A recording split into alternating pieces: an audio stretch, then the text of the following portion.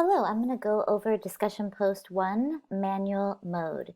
So this homework project is to help you to better understand and study the importance of using specific f-stops and certain shutter speeds to get the visual results you intend.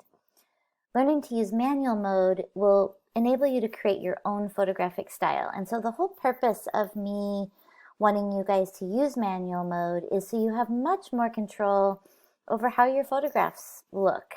And you can do things potentially to impress people with your technical skills, but to also really understand photography and appreciate what the camera is capable of, because it can really change the way you see the world, because our eyes don't see the world the same way that the camera does.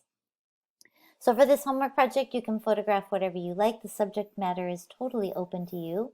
I encourage you to take maybe 50 to 75 photos and edit down to your best 5 that meet the technical requirements listed below. You're going to want to include in your post your thoughts on the results of your work and your photographs, and review the information that I've included that I'll go over in a second about the short reflection that I'm going to have you include in this post. And of course, you're going to want to respond to your classmates' post. And with your classmates' post, I'd really like for you to use the terms and the language that were covered in this week's learning content. And also, you could also write about something that you learned, maybe in comparison to the photo that they submitted or something that they wrote about in their discussion post. So do your best to make those discussion posts helpful and interesting for all of us to read.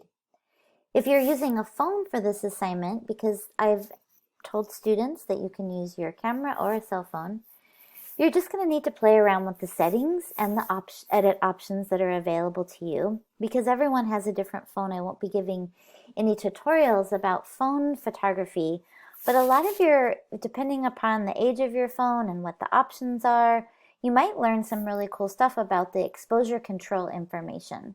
So I encourage you to think about Googling the exact type of phone you have and seeing if there's any tutorials on the features that you might want to learn about.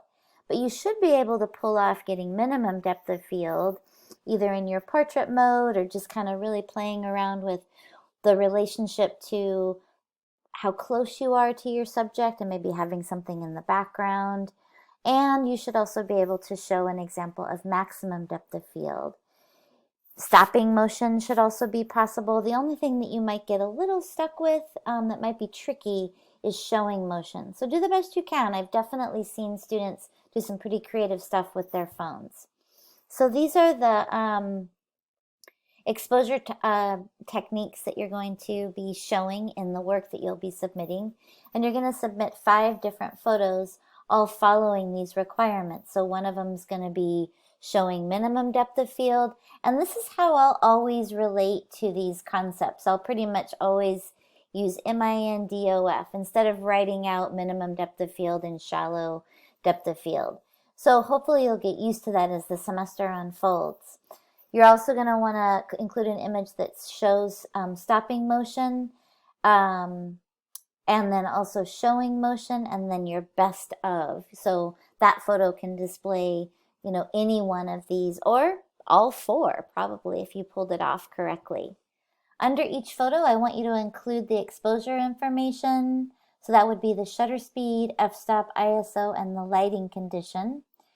And I've shown you an example here. So this is a photograph that I made a few years ago near in a parking lot structure at the San Jose airport. So I was kind of up higher, and I had a great perspective of sort of downtown San Jose. And this is a long exposure. So I had my camera on a tripod. I was using a cable release. I'm showing the motion of the planes. This is about f/22 with a shutter speed of about an hour. So I was actually using a film camera, which allows you to have longer shutter speeds. With the digital cameras, you're probably going to want your shutter speed to maybe max out at about 10 or 15 minutes. And you'll want to do some research online about long exposures that get longer than, a couple of minutes. And feel free to email me if you have any questions about that. But be sure to include all of this information. So you should have 5 photos And each photo you should have displayed this technical information underneath the photo would be my preference. Here are the camera settings that you'll be using for this homework project. So you'll be using manual mode. I'd prefer if you didn't use flash, available light only. Auto white balance is fine.